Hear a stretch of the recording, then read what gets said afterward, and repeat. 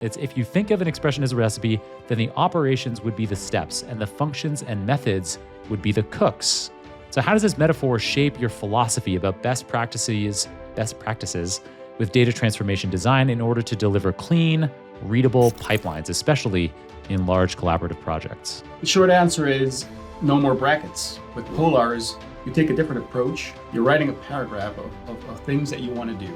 Yeah, and I think one of the things I've always liked most about Polars is the very declarative approach of what you're writing down. With Polars, you declare what you want as end result. You just leave the specific processing and optimization to the engine, and that it makes it way easier to read. Jeroen and Thijs, welcome to the Super Data Science Podcast. You guys are together. I don't think, have I ever had this situation before? I can't think off the top of my head of ever having had of having two guests, but that they are co-located. Where are you two co-located? Well, thanks, John. It's great to be here again. Good to see you again. And we're calling in from Rotterdam, the Netherlands. Nice. And that voice for the listeners out there, for the people not watching the YouTube version, that was Jeroen. That's his voice. And for people watching the YouTube version, he's the one in the pink shirt. Oh, also his mouth was just moving and sound was coming out of his face. But whatever is easier for you to track.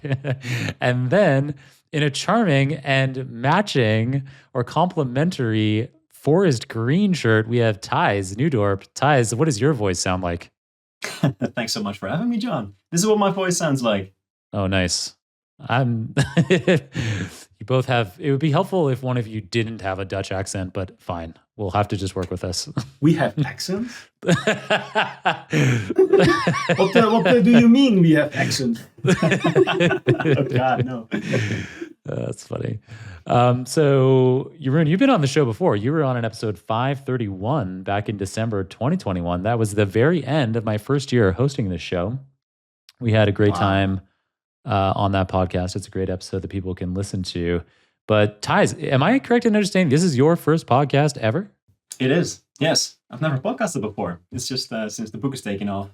We're finally getting into that marketing, and this is we're kicking off with the best. So I've no clue what to do after this. I hate to let you know, it's going terribly so far. This is a bad episode. It's too bad. Yeah. Well, we'll just start with my biggest fear and just break it down from there, right? Your biggest fear, yeah, exactly. We'll start with your biggest fear, and then we're going to move on to your biggest beer. If you could grab one of those, I think it might smooth things along. Nice. All right. So you guys, until February 2025, you were coworkers together at Zomia, which is the leading data and AI consulting company in the Netherlands and makers of open source data frame library Polars. And then Jeroen, you recently took a DevRel job at Posit. Seems like a lot of people are moving over to Posit. A lot of big names are there now. Makers of RStudio and lots of other great open source tools. We've had episodes on Posit before in the past, so we don't need to get into that too much. But what I'd like to speak about most in this episode is your new book, brand new, released actually the same day that we were recording this, which is April 1st. So now that this episode is live in May, hopefully it'll actually be available again, because right now, in a lot of locations around the world at least, if you try to buy Python Polars, the definitive guide by our guest today, Jeroen and Thijs, you wouldn't be able to get it on April 1st because it is sold out. But O'Reilly are very good. They do on-demand printing, and so they should be able to resolve that pretty quickly. It's not like with a lot of other publishers, it could mean months potentially before like a huge I don't know, like a lot of publishing companies do orders in like the 5,000s, but I'm pretty sure O'Reilly can do printing on demand, which is cool. So anyway, that should be resolved soon. Very popular book. Very excited to have you on the show. We've had Polars on the podcast before. We've had Richie Fink, its creator. We've had another key contributor to the Polars project, Marco Gorelli. But the Polars library has grown a lot since then. It's about to pass Pandas in popularity, as if we measure that in kind of number of GitHub stars, if that's a measure of popularity. And now it has this great O'Reilly book thanks to the two of you. So what spurred you guys on to write the book? What was the experience like? Oh, and I've got to tell the listeners about this, that you're doing a book giveaway. So I think we'll give them until Sunday. Yeah. What do you think? Up until Sunday? Sounds good to me. Yep. Sweet. So there's a URL. You can say what the URL is and what the free book giveaway is. It's unlike we do free book giveaways on the show, lots physical books, but there's something special about your book giveaway that we've never done before. So I'll let you guys fill the audience in. Yeah, for your listeners, we wanted to give away hard copies that are signed by the both of us. So in order to be eligible for a copy, you go to polarsguide.com/SDS and you fill in your name and email address, and then you enter the raffle. And then by Sunday, we'll let you know. Even if you don't win, you'll still get the first chapter for free. Awesome. That's such a cool giveaway. I'll encourage more guests to do that. And so both of you will sign it. I guess if you're co-located, it makes it easier. Did I say 3 copies? I'm not sure if I said the number. I don't think you did, but yeah, 3 copies. We'll give away 3 copies. Yeah. Nice. And people can be anywhere in the world? Anywhere. We'll take care of the shipping. Yeah. Sweet. Yeah, super generous. Thank you very much for doing that. So yeah, polarsguide.com/SDS. You have until Sunday to submit yourself into the raffle and get a signed copy of Python Polars, the definitive guide from both of its authors. Our guest today, Jeroen and Thijs. Super, super cool. All right. So yeah, so now with that out of the way, tell us what caused you to write this book and what the process was like. Yeah. I think it started with you, right? Exactly. So let's start with the origin story here. I joined Xomnia in January 2022. Is that right? Yeah. No? Oh, man. It sounds like he's asking somebody, but that's Jeroen asking himself. It sounds like he's having a conversation, maybe with Thijs and me. But it doesn't really matter when. It doesn't really matter when. So when I started, I was just getting to know everybody working in the office, and there was this one guy really focused working behind his laptop. Just everybody was going to lunch, but he would just stay working. Turned out that was Richie Vink, right? The creator of Polars, I learned later. And I didn't know anything about Polars, but I didn't have an assignment yet. I had some time to work to explore a data set, and I decided, let's try out Polars. And I was immediately hooked, of course. And I immediately figured, okay, this is so cool. This deserves a book. This is going to be a big thing. But I already knew, having written data science at command line before, right? Twice, yeah, that I never wanted to write a book by myself anymore. So I needed... Is that the tragic story of how you wrote it once and then accidentally burned it? And the dog ate his homework. I wish.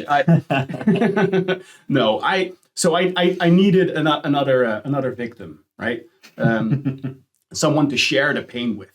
And Thijs, so very shortly after that, I got assigned at a client with a large code base, and Thijs was also working in that same team. So we were not only colleagues, we were also working for the same client in the same team.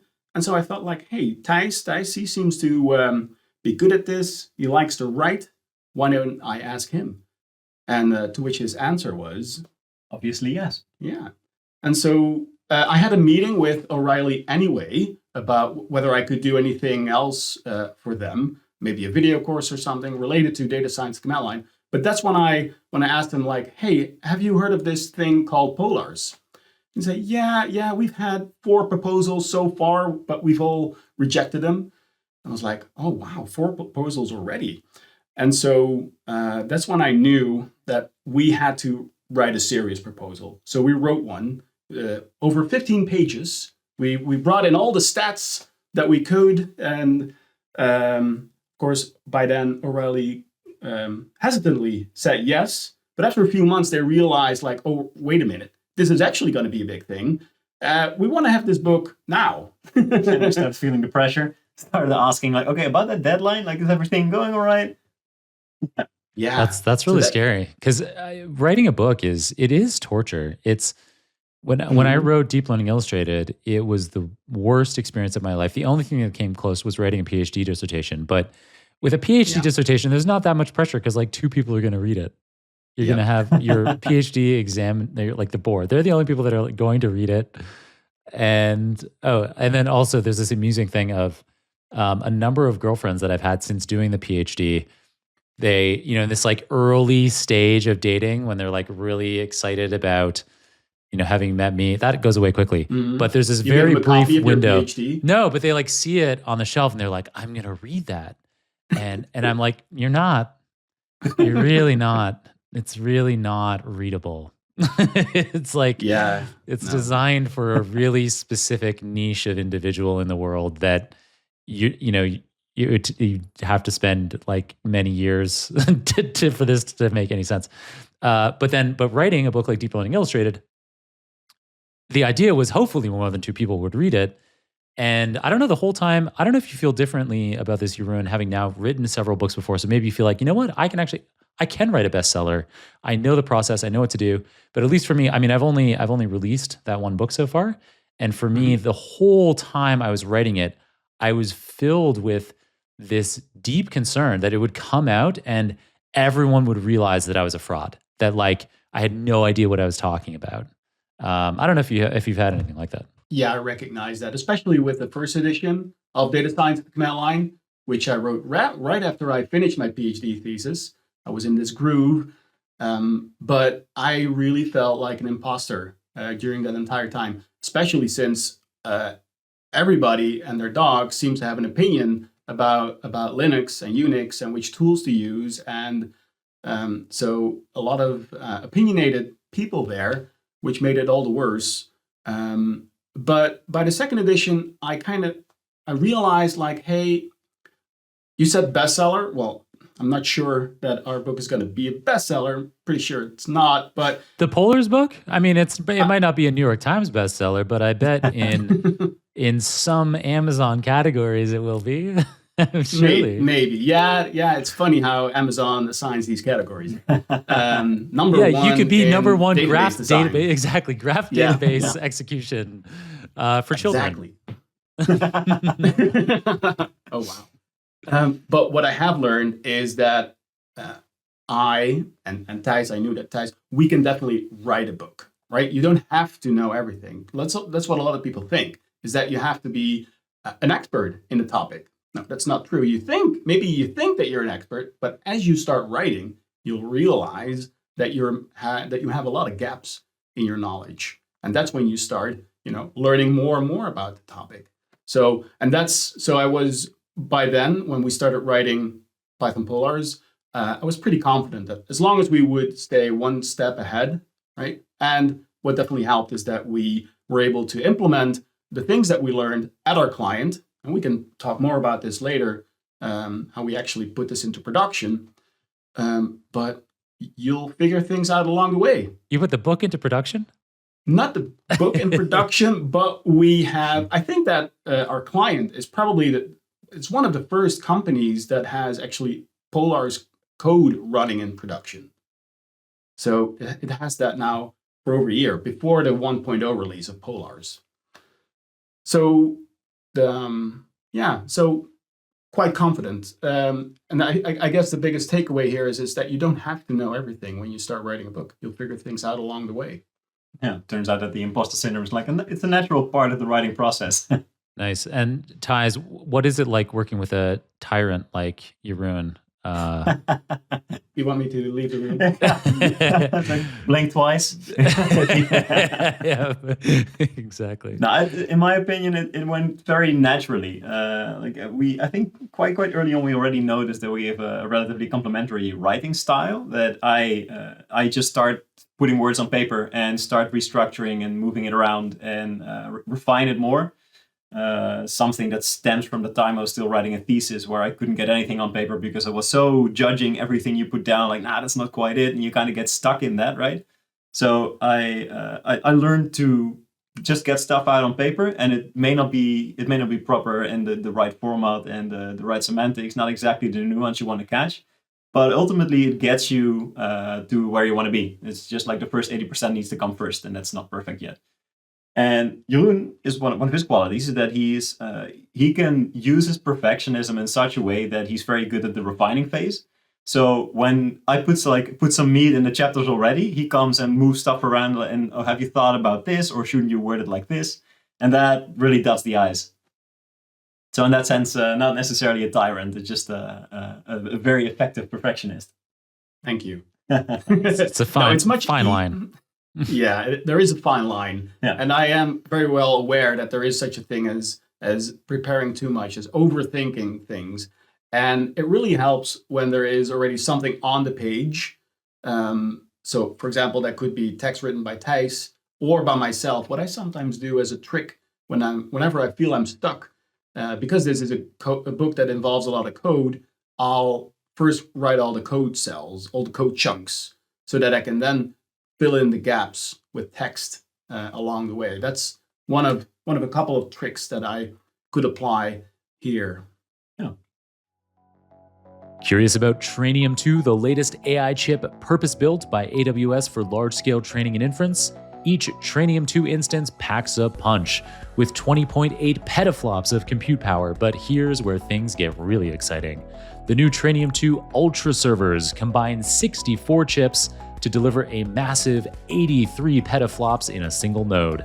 These Trainium 2 instances deliver 30 to 40% better price performance relative to GPU alternatives.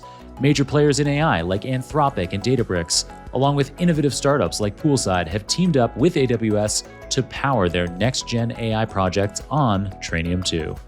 Want to see what Trainium 2 can do for your AI workloads? Check out the links in the show notes. All right, now back to the show.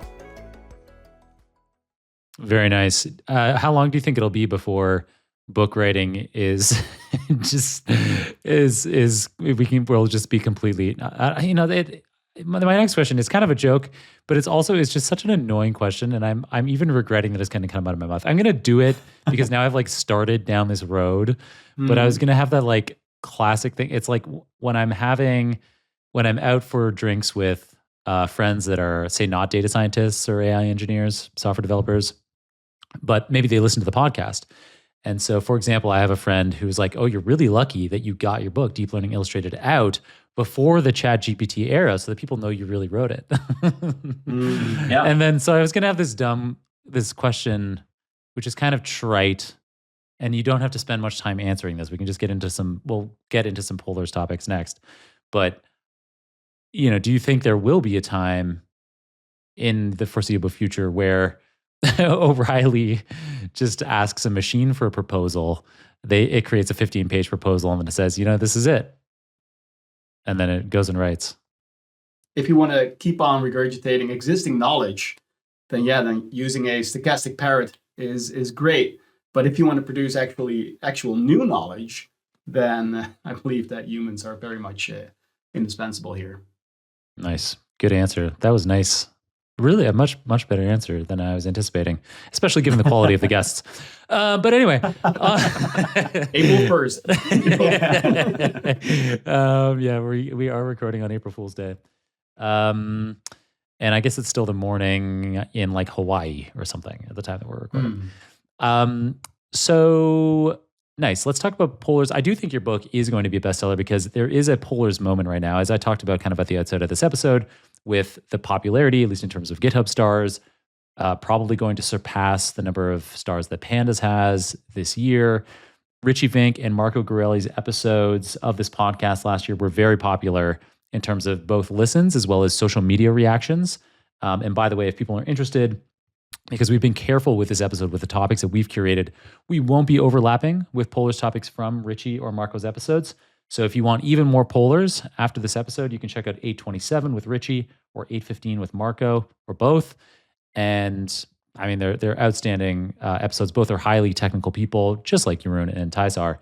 And so we get with, these are all complementary episodes covering different aspects of the library.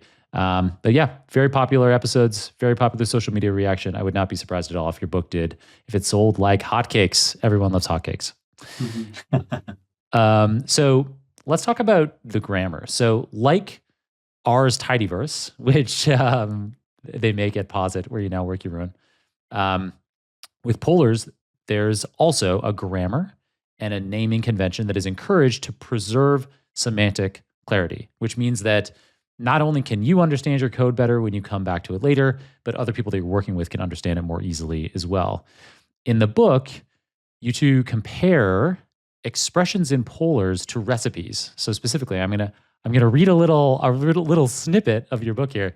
It's if you think of an expression as a recipe, then the operations would be the steps, and the functions and methods would be the cooks. So how does this metaphor shape your philosophy about best practices with data transformation design in order to deliver clean, readable pipelines, especially in large collaborative projects? Big chunk? The short answer is no more brackets. That's when you read Pandas code, there are many brackets in there. And in a lot of cases, it's very difficult to reason about what the code is actually doing. And so with polars, you take a different approach, not only with those expressions, which are indeed the building blocks, those small recipes, but also the part where you use the expression, namely in the entire query. So it's almost like you're writing a paragraph, right? To come back to book writing, you're writing a paragraph of things that you want to do. It's a logical element in your entire pipeline, and that's much easier to reason about. Yeah, and I think one of the things I've always liked most about polars is the very declarative approach of what you're writing down. So in Pandas, it can be the case that you're very focused on specific operations in parts of your data frame, which can make it hard to follow what exactly is going on under the hood. But with polars, you declare what you want as end result, and you just leave the specific processing and optimization to the engine, and that makes it way easier to read. Maybe this is a good moment also to clarify that we are very appreciative of Pandas, right? We're not here to bash Pandas at all, right? That's what you sometimes see online, is these comparisons that are not done in a very elegant manner. Not in an elegant manner. That's not us. Without Pandas, there wouldn't be polars, right? So we are very much appreciative of what Wes McKinney and his team have done. Yeah, absolutely. Yeah. It's the standing on the shoulders of giants, right?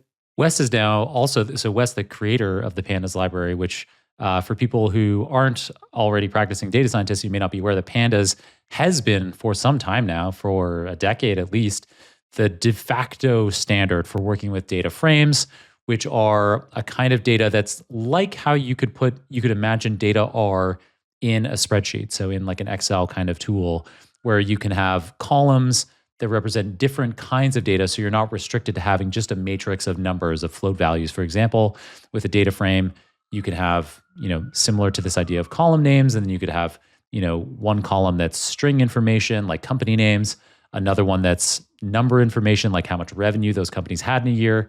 And so for a decade or more, Wes McKinney's Pandas library, 15 years, Wes McKinney's Pandas library had been the standard for working with data frames in Python. And they're hugely important because you're constantly, as a data scientist or data analyst, you're constantly working with different types of data like that. And so working with them in Pandas has been key. But polars has taken off, again, like hotcakes. It's burst onto the scene recently. Richie has led development of this, Richie Fank.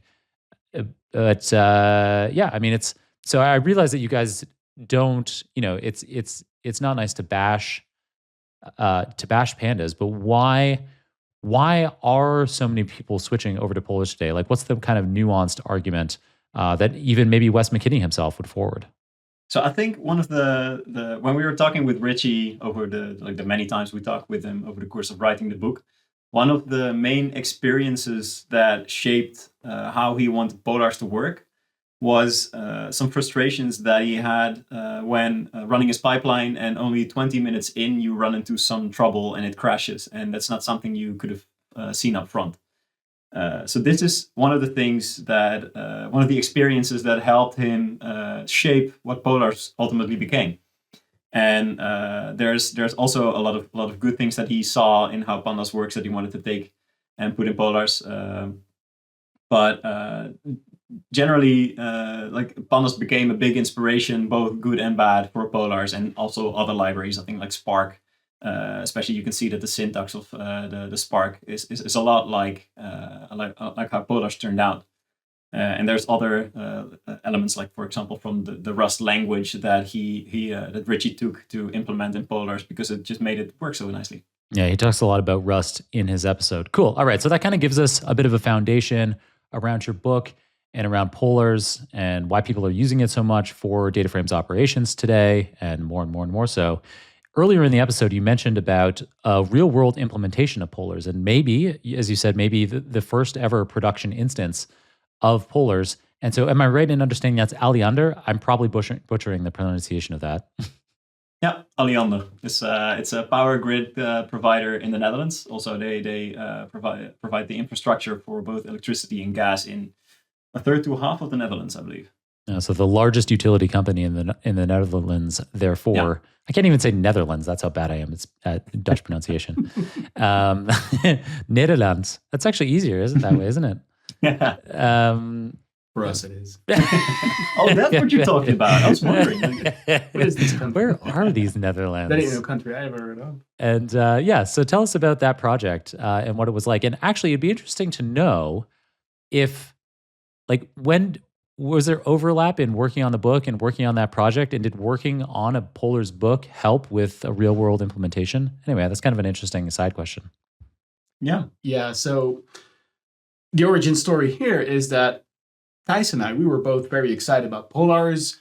We were writing a book about it. And then all of a sudden, it became clear that at Alliander, we needed to speed up the pipeline, right? We need to lower cost. We needed to process much more data. And in the current state, that just wasn't possible. It was a combination of not only Python and Pandas, but also R code. So it was very inefficient. To give you an idea, we were running this on a single AWS instance that had over 700 gigs of RAM. 700 gigs of RAM. Whoa. And so, we can provide you a link with more backstory to this, with some actual numbers. But we were very excited, and we were like, hey, let's try this out. Let's do this. At first, the team was very hesitant, right? We're there, 2 people, or 3 actually. We had another colleague, 3 people promoting Polars that is being developed at Xomnia, right? So they were they were very skeptic, understandably. So what we did in order to convince them is to just take on a very small piece of code, right? Some low-hanging fruit, and benchmark it and re-implement the Pandas code into Polars and then just show the numbers. And by then they were immediately convinced, all right, this is indeed way faster, uses way less memory. Let's try this out. Let's take on this huge code base piece by piece by translating, not one-to-one, because you can't do that. You really have to reason about the inputs and the outputs and then do it in an idiomatic way, right? You cannot just translate Pandas to Polars. I think took us, 6 months, a year? I don't even remember. But eventually, I left that client at that time, but there was a moment like, okay, we can now get rid of R and Pandas as a dependency of this project. And it's been running smooth ever since. Yeah, definitely. Yeah, I think ultimately, like the size of jobs at the beginning was about 500 gigabytes for just that task of doing like one calculation, and we shrunk it down, like both being a consequence of implementing Polars, but also as we were rehashing some of the code structure that we were using in the project, we hashed it all the way down from 500 to 40 gigabytes, which makes it a lot more doable to run calculations. Yeah. And so the second part of your question was like, okay, how did this influence each other? The book writing and putting it into production. And this was, it was a perfect match, because when you're actually need to put it into production, when you have a real problem to solve, that's also when you start to notice the limits, right? Or maybe inconsistencies or missing functionality. For example, there was this random sampling with weights, right? That's something that you can do in Pandas. You just give it another column that indicates the weights. for the sampling. That's something, maybe even up until this point, something that Polars doesn't have. Luckily, that was for an ad hoc analysis that we had to do. But at that point, it becomes clear what Polars can and cannot do. Also, when you write, you start to look at things from a little bit of a higher level. So sometimes we noticed inconsistencies in naming or missing methods. Like, hey, why is there no inline operator for the XOR operation, right? That's something that nobody ever thinks about. But when you need to put in a table in your book and you need to fill in, all the pieces, that's when you start noticing these kind of things. So, we were able to also, submit some issues, maybe even a few pull requests to Polars itself along the way. This episode is sponsored by Adverity, an integrated data platform for connecting, managing, and using your data at scale. Imagine being able to ask your data a question, just like you would a colleague, and getting an answer instantly. No more digging through dashboards, waiting on reports, or dealing with complex BI tools, just the insights you need right when you need them. With Adverity's AI-powered data conversations, marketers will finally talk to their data in plain English, get instant answers, make smarter decisions, collaborate more easily, and cut reporting time in half. What questions will you ask?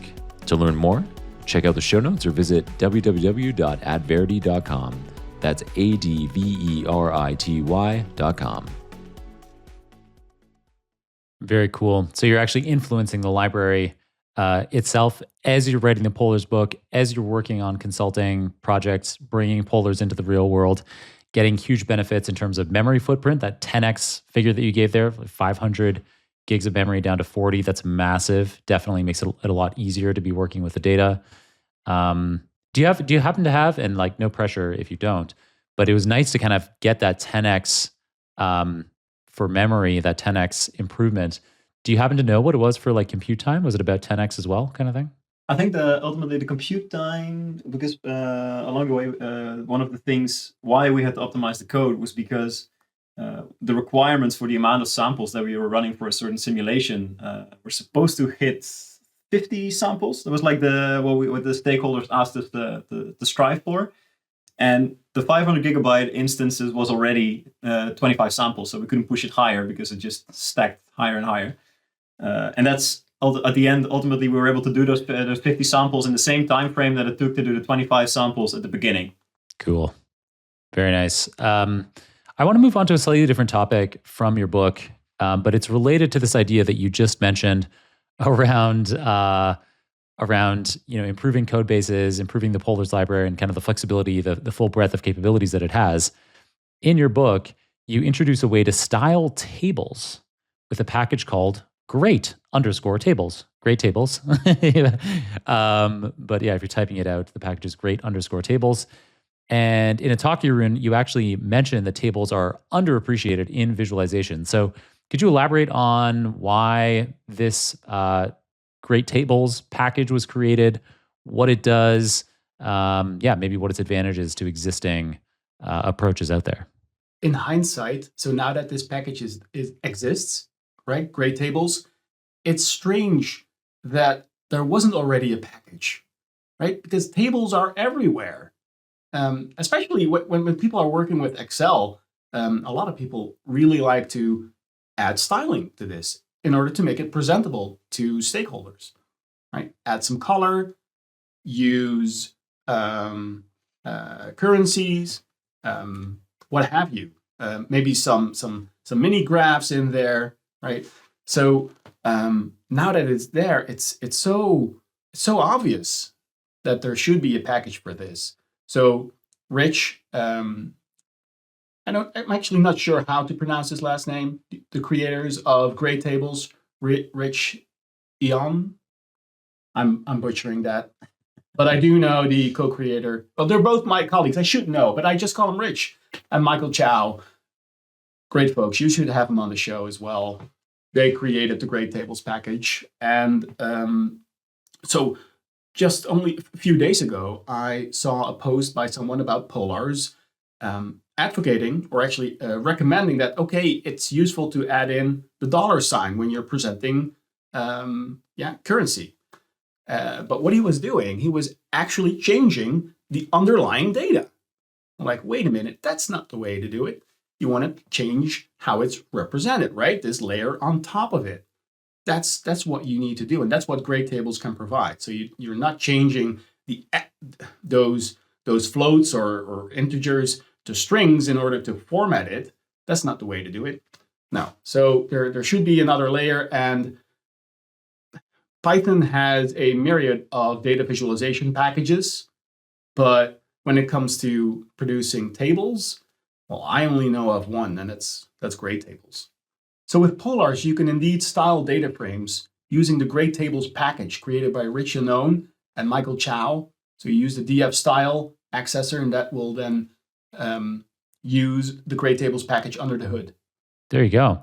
And so I'll try to explain back to you the example you just gave me there with the dollar signs, and you can tell me if I'm getting this right, that basically you're saying if you have this huge, it doesn't matter if you have a very small table. If you think about a spreadsheet with 100 rows, it doesn't really matter if you write some kind of like find replace that goes and adds in dollar signs at the beginning of every number in a column. But if you have a gigantic piece of data, then trying to edit each of the individual items in that gigantic column would be very computationally and memory expensive. And so with grade tables, you have this abstraction above where you don't need to individually change that information in all the rows. It's like an attribute of the column that changes. Yeah, I wasn't really hinting at the performance issues right there. It doesn't feel right to me that you're changing the actual data. Oh. You want to keep the data. Because you never know what you want to do after that, right? Maybe you want to have a subsequent calculation going on. You have to strip the dollar sign again. Yeah. Also, when you want to have round numbers or so there's so many instances where you just want to change the representation and keep the underlying data intact. Nice. Okay. Yeah. Great explanation. Cool. So your book, listeners should definitely check that out. The Python Polars Definitive Guide, or should I say it properly? Python Polars, the Definitive Guide. The Definitive Guide. And that's out on O'Reilly now. You can get it anywhere in the world. And if you're listening to this the week that this episode has come out, you can also head to polarsguide.com/SDS to go into the raffle to get a signed copy by both Jeroen and Thijs, which is awesome. I'd like to move now on a little bit to topics beyond your book. So we have been talking in this episode, obviously, about Polars a lot, which is a popular Python package. But another Python package that is really taking off recently is UV. And so it's a Python package and project manager that climbed from 0 GitHub stars to I actually don't have the number in front of me right now, but a very large number. Lots of people are talking about UV. And it is exceeded poetry as another longtime favorite for package management. So, Thijs, in a blog post, you mentioned ditching poetry for UV. You talk about increased speed, reliability, and ease of use as the reasons for that. Do you want to tell us more about UV, poetry, and whether people should be calling it of? Gladly. Yeah, so this is also one of the things that we decided to do for the book. We started out with poetry and did all the version management of Python versions with PyEnv and other tools around it. But ultimately, when we were prepping the repo that can be used by the readers of the book, that contains all the different the notebooks that come with the chapters, so you can follow the chapters along and execute the code yourself, play around with it. Obviously, you need to set up an environment easily that can work on many different systems that all your readers might have. So in the beginning, we were thinking maybe to go for Docker, because that generally is the easiest way to make something run on different kinds of configs. But as we were writing the book, UV became bigger. And when at one point I just started experimenting a little bit with UV to see how easy it is to set up. And it boiled down to installing UV and then running UV sync, and it sets up everything. It sets up the right Python version. It just finds the right dependencies for your system. Everything just clicks. So that's ultimately what we went for as the final solution for that repo, to allow people to just install UV and just make it work. And one of the reasons I started playing around with UV was mostly because it goes with the trend of the Rust-based tooling, which shows that very much like the performance of tooling is a feature in itself. It's one of the things that Polars showcases, and it clicked very well. Like UV has the same kind of thing going for it. Also, the Rust-based tooling, which is leagues faster, it's going to be more than 10 times faster. That combined with the single command setup just made it a very quick and easy win. Maybe you can say a few things about the regression that you found in Polars, where UV came in handy. Yeah, so at some point, UV is so fast that you can on the fly set up an environment, like an ephemeral environment that's just set up for just that command and then torn down again. Whoa. And with that, I was playing around with that to benchmark the different versions of Polars to see what the speed is on different queries, different kind of setups. And iterating over the versions and just bumping it every time to see what happened. At one point I found, I think in version 1.2 point something, that there was suddenly a regression. That the queries started taking 10% longer, like to run the full benchmark. And it didn't really go down again. And drilling down, we were able to pinpoint the two specific queries of the benchmark that we were running just spiked up on a certain version.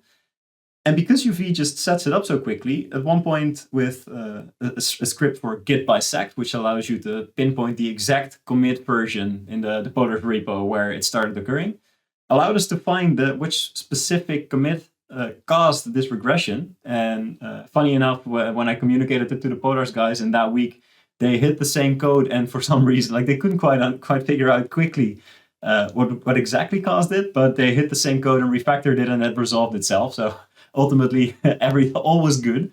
But it was interesting to finally have a package manager that was able to be used so quickly that you can start using it for complete new use cases that you couldn't have thought of before. Nicely said. Yeah. Very cool. I haven't been using UV myself yet, but it sounds like I should be. I can definitely recommend it. Nice, yeah. This next one is maybe, well, this is a bit targeted more at Jeroen, though. Thijs, you might have lots of opinions about this as well. This is about another open source question, another open source library. Well, actually, like a whole open source language, which is the command line. So, like Bash at the command line, and so your whole previous episode on this show, 531, was all about data science at the command line. Obviously, you've written 2 editions of the book, as discussed. You've written R packages that make the command line more interactive and playful. I don't know if I can pronounce them properly. There's Raylibr, Raylibr. Raylibr. Raylibr. Well, Raylibr is a wrapper around Raylib, which has nothing to do with the command line. But that's a C library to create video games. Yeah. To create video games. Yeah. And I have a talk. I've given a talk at NYR a couple of years ago where I advocate for some of the things that video games programming offers, like 2D and 3D graphics and interactivity, how that can be used for doing data science, right? But that's Raylibr. That was a fun project. Right, that you can actually create 3D environments from R, but it has nothing to do with the command line. Oh, so let's talk about the command line. Yeah, so let's talk about the command line. There's I don't know if any of the RecSpect or tmuxer, if those have anything to do with the command line. Oh yeah. So tmuxer, that's a wrapper around tmux. The terminal multiplexer. If you want to run multiple terminal sessions at once, have like these sessions, and you can interact with that programmatically from R using the tmuxer package. Now, that's actually a triad of packages that you just, you mentioned 2 of them. So tmuxer, there's RecSpect, which is from RExpect. I'm not sure if you're familiar with the expect tool. Not, no. That allows you to automate things on the command line. So log in to a server automatically and then do certain things based on certain outputs. Now, I wrote a wrapper for that. And then there's also Nitteractive. And now, I'm probably the only one who has used these packages at all. But I needed those. I mean, that's of course why you should write software in the first place for yourself, right? But I needed those 3 packages in order to be able to write a book about the command line using Bookdown, right? Using Knitter, which is the system that I used at the time. So a lot of, what's that called? Yak shaving or bike shedding. Lots of work, not actual writing, but lots of work. And we had some of that for the Polars book as well. But yeah, I mean, when you're an engineer, when you're a developer and you're writing a book about development, there's always some kind of developing that you need to do on the side for the book, whether that's just to get in the groove or whether it's actually helpful. Just to make life easier. Yeah. This episode of Super Data Science is brought to you by the Dell AI Factory with NVIDIA, helping you fast-track your AI adoption from the desktop to the data center. The Dell AI Factory with NVIDIA provides a simple development launchpad that allows you to perform local prototyping in a safe and secure environment. Next, develop and prepare to scale by rapidly building AI and data workflows with container-based microservices, and then deploy and optimize in the enterprise with a scalable infrastructure framework. Visit www.dell.com/superdatascience to learn more. That's dell.com/superdatascience. Yeah, thank you for that extra context and explaining what those packages do. And all of that was basically just to bolster in a few minutes your expertise on doing data science at the command line as a real expert in that. So something that I want to highlight here is that in your course, Embrace the Command Line, which folks can check out, it's online, and there's more information at jeroenjanssens.com/embrace. And sorry to interrupt you. No, please do. The course this was a course that I've given a couple of times. This was a cohort-based course using Maven, and I've given it a couple of times, and I no longer do it. So unfortunately, it's not available online. Well, we can cut that out. No, it's okay. You just leave it in. I don't mind my mistakes being on air. Neither do I. But nice. Okay, yeah. So, but nevertheless, in that course, or at least in the course information, you say that the command line is as powerful as it is intimidating. So for our listeners out there who maybe haven't crossed that emotional barrier, maybe they do program, they use Python, maybe they use R or whatever programming languages they use, but they haven't crossed that threshold, that emotional barrier to start using the command line. What do you recommend to students to kind of to get past that emotional barrier and see the command line shell as a great creative space for data science and software development? Yeah, it's unfortunate that when you first see this window, this terminal, this blinking cursor with a prompt waiting for your commands, that it's such a shame that this is indeed so intimidating, right? But that's how, of course, when Unix or Linux was first created, right, in the 60s and 70s, at that time they didn't even have screens, right? So things had to be, they weren't all flashy.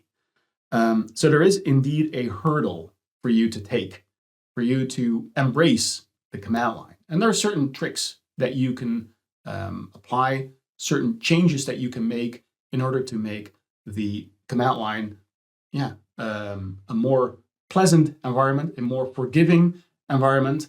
So things that I always like to do are, let me try to come up with a couple of them.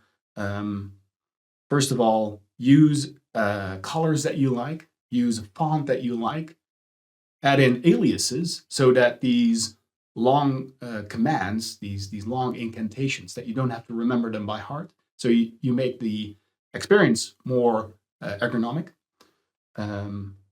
It also helps to work in an isolated environment so that you know that you won't be able to break anything. Docker can be used for this. And I think if you do these kind of things, experiment with the command line every day for a little bit.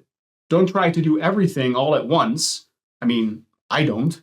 I just use it here and there, right, as a complementary set of tools in addition to, well, all the other data science tools that you want to use.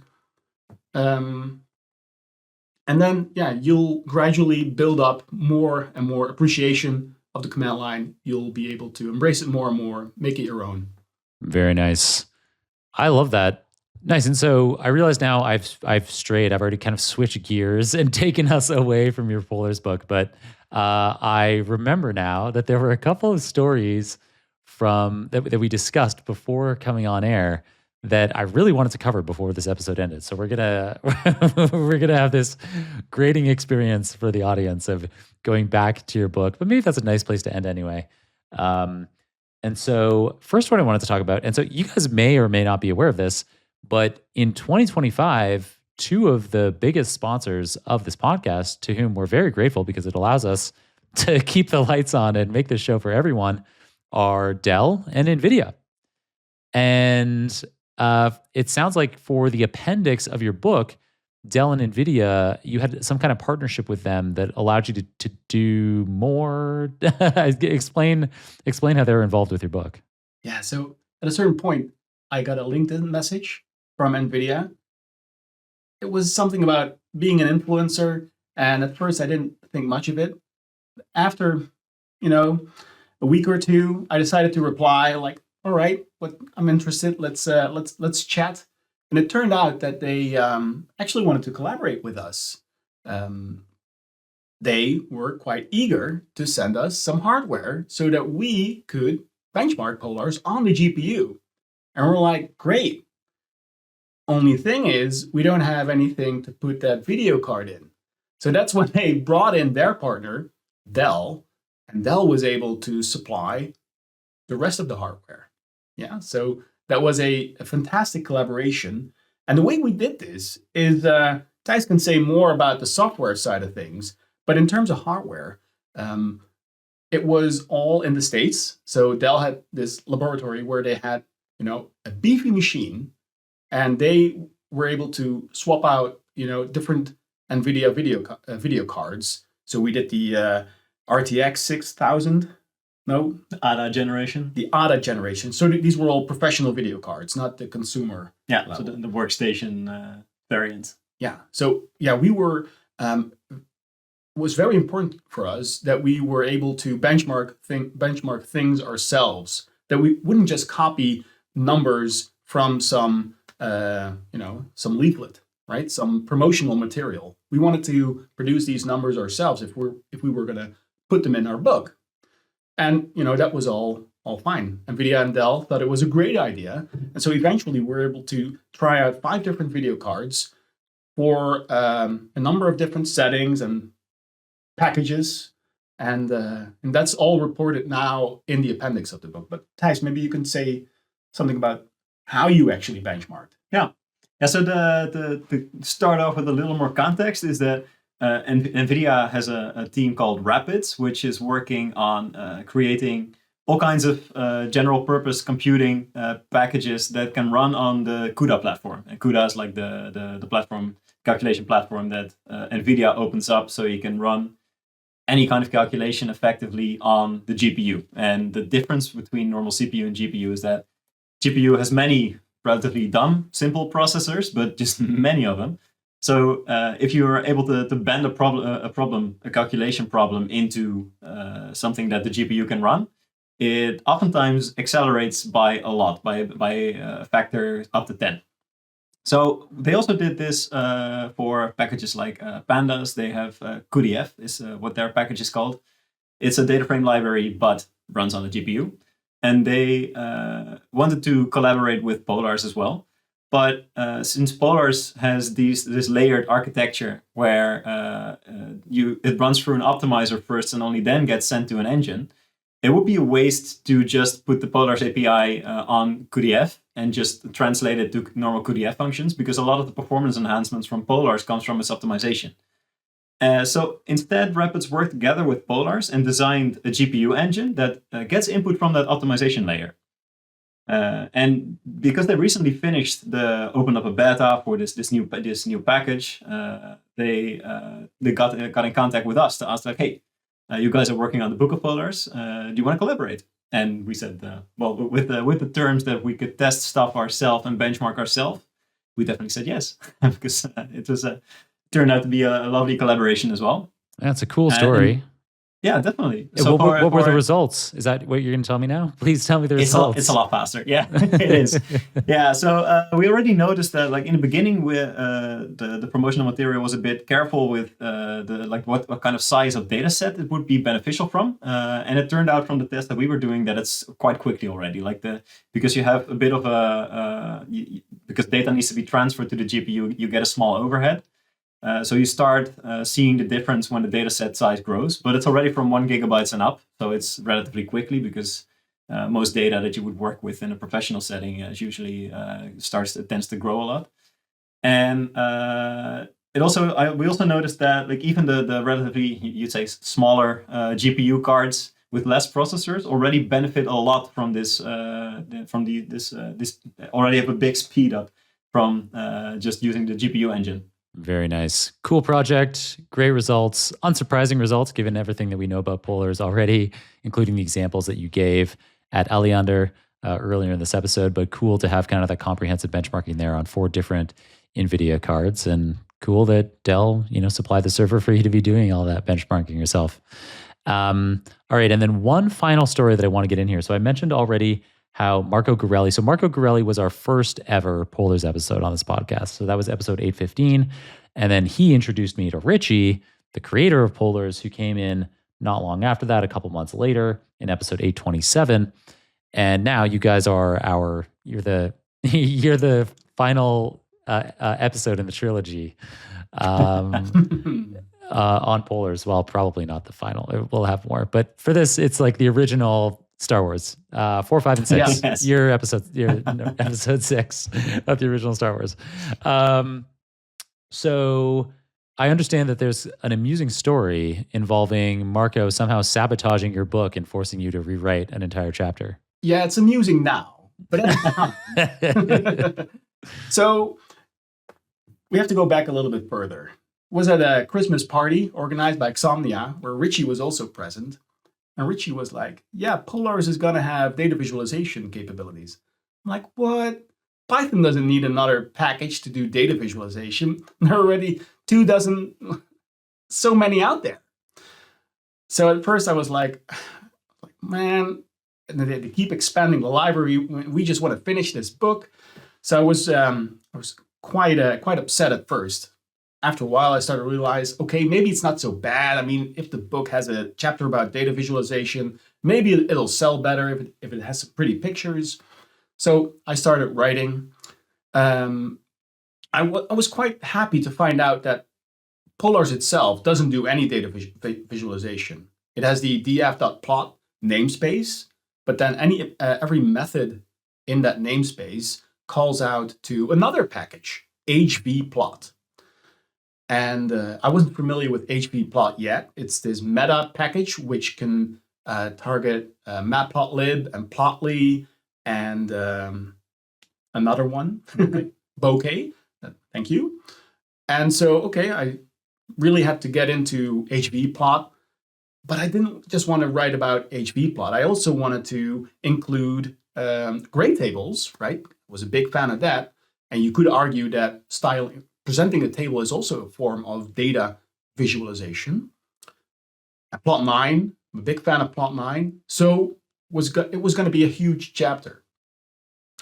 So I'd written this, and then all of a sudden I see on GitHub this pull request by Marco Gorelli. He was like, okay, I'm going to change out hvplot for Altair. I'm like, what? Now I need to rewrite the entire chapter, or at least a big portion of it. Like, Marco, what are you doing? Now I know that Altair is a very good choice for this, especially for when you are working in a browser and you want to create interactive data visualizations. Right? That is something that Plot9, for example, doesn't support. So Altair definitely has its use cases. And I should have known better as well. hvplot at the time, or the whole plotting functionality in Polars, was marked unstable. So I should have known better. I was just too happy to get it out there. And you know what? Marco and we get along really well. We collaborate now on getting Narwhal's, his project into Plot9 so that Plot9 better supports Polars as well as Pandas. So, but yeah, that was the story that I had to rewrite nearly everything inside chapter 16, visualizing data.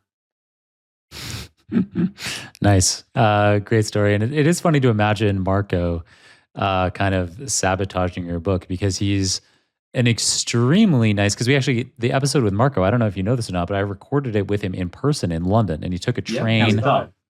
He took a train from Cardiff to London, which is like 3 hours or something, to come and record the episode. And then so we went for dinner afterward as well. And you really get this impression of a man who is exceedingly kind and cautious. Yeah, I hate it. I wish he wasn't like that. No, he's a very generous and kind person. Definitely pleasure to work with. Yeah, and I definitely love his dry sense of British humor. It's perfect. Yeah, every time he speaks at a conference, he tries to incorporate an expression from that country. So when he was presenting at PyData Amsterdam, he used the expression "helaas pindakaas," which translates to "too bad peanut butter." Doesn't make any sense if you're not Dutch, right? But that's what and in Germany he talks about the concept of luften or wooften, and right, to open up all your windows. And I think in PyData in Paris he had a data set where about the pronunciation of pain au chocolat, and at one point the further south you go, it changes to something else. Yeah, something like that worked in. He's a funny guy. Definitely. Yeah. That's really funny. So people want some more of that humor, and he was extremely technical. I mean, the depth, in this episode, we haven't gone, and that wasn't really the point of the episode, in that one, as well as Richie's episode. So in 815 with Marco Gorelli or 827 with Richie Vink, in different ways, you get into the nitty gritty of why Polars is so fast under the hood. And so if people want to check those out, we'll have links to those in the show notes. All right. And so that brings us to the end of this episode, basically. It's been awesome having both of you on the show. Jeroen, welcome back. And it's been a pleasure. Hopefully we'll have you back again soon. Thijs, I hope your first podcast experience wasn't too painful to kind of end things. Great. Thijs, let us know if you have a book recommendation for us to wrap things up here. I do. Yeah. So besides, normally I'm more into the fantasy side of things to escape, but one of the things I love is when someone is able to explain something complex in a way that has a proper story. And one of the books I recently read was Immune by the Philip Detmer, the main writer of Kurzgesagt, which is also a YouTube channel which has many explanation videos on all kinds of intense topics. But this book, he dives into the immune system, which is exceedingly complex, yet he still is able to explain it very, very well in a very both informative and entertaining way. So that's definitely one of the books I recently finished that I loved reading. I love that recommendation. It has been advertised to me at the end of a number of Kurzgesagt videos. Kurzgesagt is one of the few YouTube channels that I subscribe to, and it is excellent. I mean, if I could... Yeah, it's perfect. If I could go back in time and somehow be responsible for one YouTube channel, it would probably be Kurzgesagt. I think it's amazing. Good choice. And for our listeners out there who don't speak German, it's Kurzgesagt means shortly said. And so it is just like you described his immune book being, well-spoken, easy to understand on a complex topic. That's what all the videos on the channel aim to do, and I highly recommend Kurzgesagt. So many fascinating topics, scientific ones, but also philosophical ones. It really gets into the big questions of life in the universe. It's interesting. Nice. And Jeroen, do you have a book recommendation for us? Show and tell. I am currently enjoying Unix, A History and a Memoir by Brian Kernighan. It's a short book. I haven't finished it just yet. But, as we have talked about, Unix can be a very dry topic. But it is so interesting to learn about the history and the people behind it and the politics and the things that went on in developing such a profound piece of software. truly revolutionary. It doesn't understate. If you're watching the video version, you can see what the book looks like. But yeah, truly revolutionary. Unix is. I mean, it's staggering to think the shoulders of the giants that we now get to stand on. Inventing our relative trivialities in computing, which, although interestingly, even though they're relative trivialities compared to, say, Unix, because of what's to come in terms of this age of intelligence that we're emerging into with intelligent machines, they could, maybe in decades, they'll be looking back and thinking about Great Tables and the big difference in, the History of Great Tables book. Guys, it's been so great having you on the show. If folks want more of your humor and brilliant insights, how can they follow you after the program? Well, the easiest way is probably go to the same website that we already mentioned, polarsguy.com. And from there on, you can find links to our LinkedIn pages and other places where we are. Yeah, that's probably easiest. Cool, yeah. And so basically you would say LinkedIn is the main social medium for you both? Yeah. I'm trying out Blue Sky. I've been pretty active, or I've been enjoying Twitter for a long time, but that has changed. LinkedIn, we seem to get a lot of response on LinkedIn whenever we post something about the book. There's a good vibe. I mean, there's a lot of other stuff going on LinkedIn, but it works. It works. Yeah, LinkedIn is working these days, which we can't say for every social media platform out there. That's definitely where you can find me the most active as well. Awesome. Thanks so much. This was another great episode. Really had an awesome time with you guys. Appreciate you co-locating yourselves in the well-appointed perfectionist tyrant Jeroen studio over there. And I look forward to welcoming you guys on the show again sometime. Thanks, Jan. Thanks so much for having us.